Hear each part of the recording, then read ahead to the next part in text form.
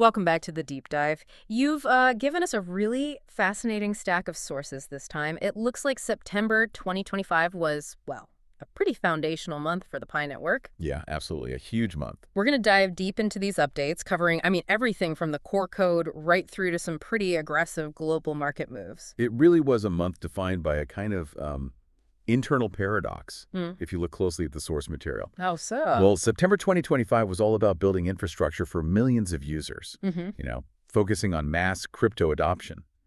But at the same time, they started implementing some of the strictest financial controls we've probably ever seen proposed in a major crypto project. Right, that's the tension. And that's really our mission today, isn't it? To kind of distill that crucial point.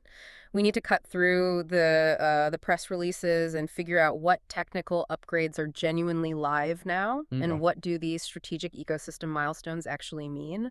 And yeah, how this really unique, almost restrictive financial framework is supposed to manage this huge potential influx of users. Exactly. And we have to start with the core tech, right? Because that kind of global expansion, it's only possible if the foundation is solid. Okay. So September saw the successful completion of protocol version 23. And this isn't just like a minor patch.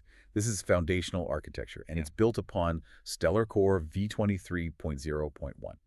Okay, let's unpack that a bit for someone who isn't, writing code day in and day out. Cool. Why is that jump to Stellar Core v23.0.1 such a signal of robustness?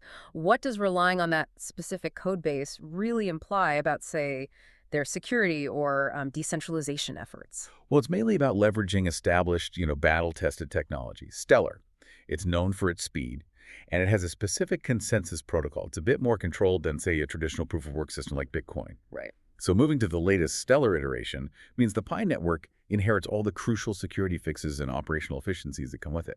It basically standardizes their ledger and how they reach consensus, which is vital when you're planning to onboard millions, literally millions of people globally. Okay, standardization, efficiency.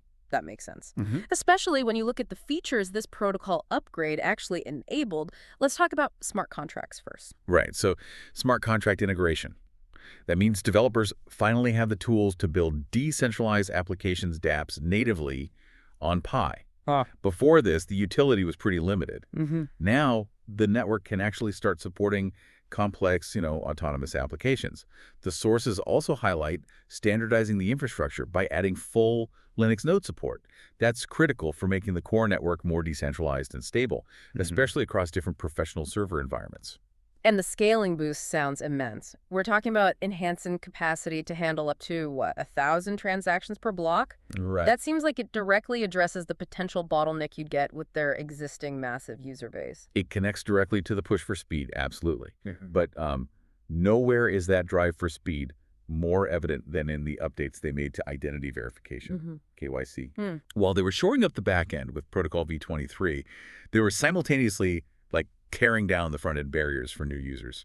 I think you're right. The introduction of fast-track KYC, that feels like the single most critical move for adoption this month. It really is a game changer. It is. Because previously, new users, the pioneers as they call them, had this mandatory soft lock, right?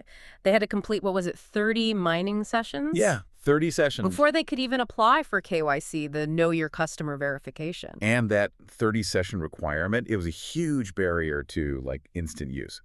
Fast-track KYC, which apparently uses some advanced AI to speed up the verification process, just completely removes that hurdle. And the immediate benefit for new users is, it's staggering. Instant activation of their mainnet wallet as soon as they're verified. You basically go from signing up to potentially full participation almost immediately.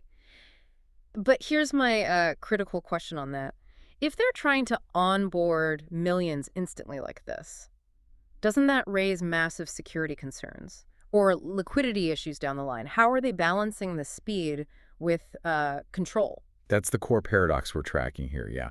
The speed comes with this reliance on advanced AI verification, which promises accuracy, sure, but it also means they have to implement pretty extreme financial controls later on to mitigate the risk that comes with such rapid onboarding. Okay. They're essentially trading high onboarding speed for tight financial liberty down the road. Yeah. They're betting that utility will ultimately trump speculation. That's a really powerful framework to view the rest of this deep dive through. Okay, so let's move from that foundational tech and identity stuff to strategic market expansion. The first big headline in September seems to be the listing on Payochain. Yeah, this was symbolic, definitely, but also highly functional, a real milestone. Pi became the first token listed on the Payochain mobile platform when it officially launched on September 23rd, 2025. Okay. And that shows your growing trust and interoperability with other established mobile blockchain ecosystems. But is this listing truly a historical moment for accessibility, like some sources claim, or is it maybe more symbolic? What specific utility does Payochain offer that wasn't already there? Well, it moves Pi beyond just its own native mobile app environment. That's the key thing. Payochain enables things like in-app trading, seamless transfers, and the purchase of Pi specifically for real-world activities within that Payochain ecosystem. Gotcha. So it's an external validation. It signals that Pi can actually integrate smoothly into other mobile-first financial tech systems. And the sources mentioned the Celebration 2, a competition offering users 1,000 Pi tokens, which shows there was real enthusiasm around this new way for Pi to circulate. Okay, makes sense. Now, here's where the strategy seems to shift a bit, moving from just mobile integration towards long-term compliance and maybe even aspirations for centralized exchanges. I'm talking about the partnership with Sign Protocol. This feels like it's not just about adding a new feature. It seems more about signaling readiness for the global regulatory stage. Oh, absolutely. Sign Protocol. It's an Ethereum-based platform, and it specializes in verifiable digital credentials. Think of it like digital notarization, but for the blockchain world. Okay. This partnership, which they announced at the Seoul meetup, is important in itself just for enhancing trust and compliance within the Pi ecosystem. That's valuable on its own. But the implication, the real aha moment you get from digging into the sources, Sure, comes from following the money trail, right? precisely. YZ Labs, and this is the crucial bit, it's the investment arm of the massive exchange, Binance. Right. They invested a whopping $16 million into Sign Protocol. Now, that is the signal you just can't ignore. When Pi partners with a company that has just recently secured heavy investment from Binance's key investment vehicle, well, it strongly suggests this integration is laying the regulatory and technical groundwork needed for a potential future listing on big centralized exchanges, like Binance itself, once the Pi ecosystem is, deemed mature enough. So they're essentially using a third party, one already vetted by Binance's money, to solve their internal compliance and credential issues. Pretty much. That's the definition of a strategic maneuver. It's designed to provide credibility and maybe a defined pathway for when or if they decide to open up to higher volume financial markets. Yeah, and if you look at what centralized exchanges require, proving identity, transparency, making sure things aren't being manipulated, those are paramount. Using Sign Protocol for blockchain-verified credentials helps them tick those really stringent compliance boxes before the formal listing conversation even needs to begin. Right. Preemptive compliance. Okay. And speaking of global reach, this strategic groundwork seems to have immediately fed into a huge push for global accessibility in September. Through this integration with on-ramp money, this is where the sheer scale of the project really starts to hit you.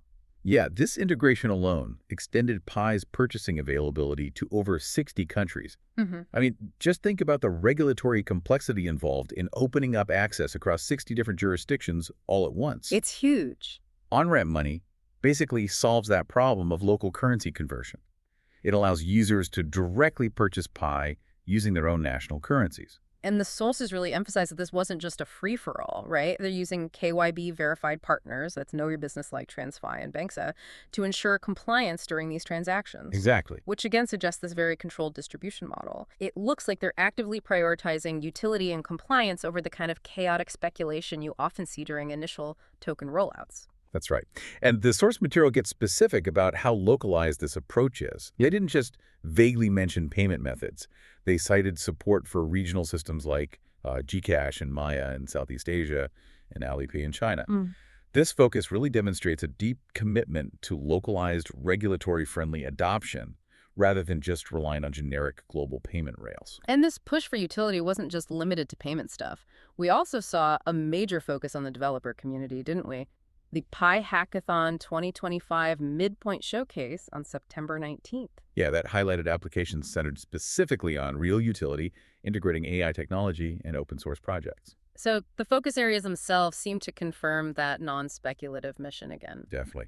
And they offered a significant total prize pool, 160,000 Pi tokens. That's a real investment in building actual use cases, applications people might genuinely want to use every day. It's not focusing on DeFi or lending instruments, which often just fuels speculation. Right. And their global visibility seems to be skyrocketing, too. Getting a position as a gold sponsor for that big Token 2049 conference in Singapore in early October, and having co-founder Dr. Chengdiao Fan scheduled to speak there, that puts them right in front of the institutional and established Web3 communities. Yeah, it raises their profile instantly. They're moving from being maybe a curiosity to potentially a more serious player. It shows they're willing to engage directly with the traditional financial and crypto establishment, which, again, links back to that need for compliance and credibility we saw with the Stand Protocol partnership. Okay, so we've covered this massive infrastructure buildup, the tech upgrades, the strategic moves. Now we need to pivot to the financial architecture they seem to be putting in place to control all that expansion. This is the part that I think demands some real critical scrutiny. Let's maybe start with the price snapshot from around then before we get into the stablecoin plan. Okay, so the technical data from September 25th, 2025 showed Pi trading around $0.27. The analysis we looked at cited this as being right near a critical support level. Which is basically where analysts expect buyers to step in and stop a price drop. Exactly. The key support range was cited as $0.25 to 27 cents. And the historical low actually hit 0.2552 cents just 3 days earlier on September 22nd. So stability was definitely being tested as the month was wrapping up. And the resistance level, the point where selling pressure might increase, that was picked up at $0.40. Yeah, $0.40. It suggests the market was kind of consolidating after some recent volatility. Okay. So, yeah, the price was clearly sensitive.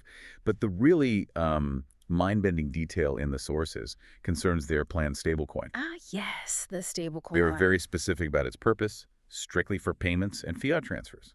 And they explicitly stated it is not for speculative trading on exchanges. Okay, that non-speculative part fits the pattern, but this is where it gets really interesting and frankly a bit confusing. They detailed these astonishingly strict usage restrictions. We're talking a daily limit of $10,000 for transfers, which is, well, significant, but maybe understandable. But then there's the monthly limit. It's described as maximally $250,000 or 0.8 pi. Wait, hold on. A limit of 0.8 pi. Yep, 0.8 pi. That seems mathematically tiny compared to a potential $250,000 fiat limit. What's going on there? That raises the biggest question about their long-term vision. That duality, that weird comparison, is the perfect encapsulation of the project's central philosophy, I think. It signals their really determined effort to prevent mass speculative token flows. Okay. The $250,000 fiat limit allows for substantial real-world commerce, right? Yeah. Large purchases, business transactions potentially.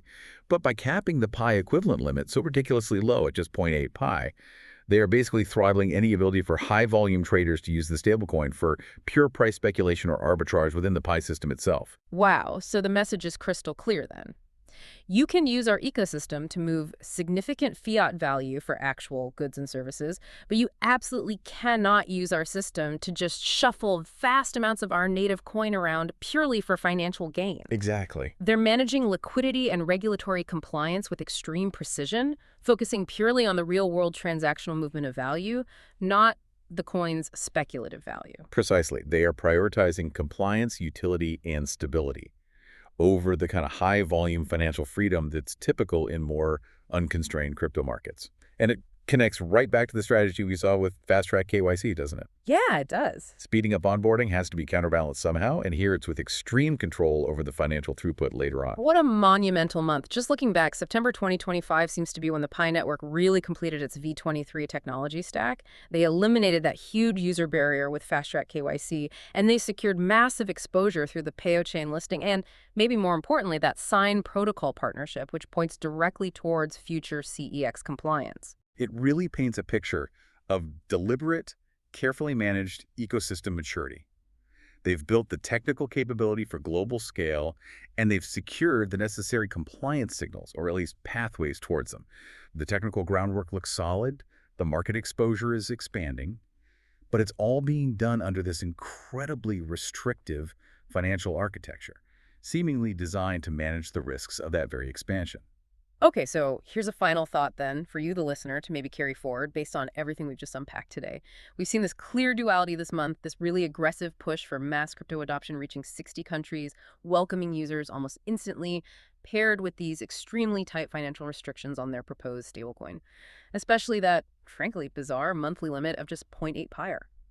What does this highly controlled financial framework ultimately tell you about the project's long-term vision? Is it prioritizing regulatory compliance and real-world utility above all else, even if that means permanently sacrificing the kind of high-volume financial freedom many associate with crypto? Well, something to think about.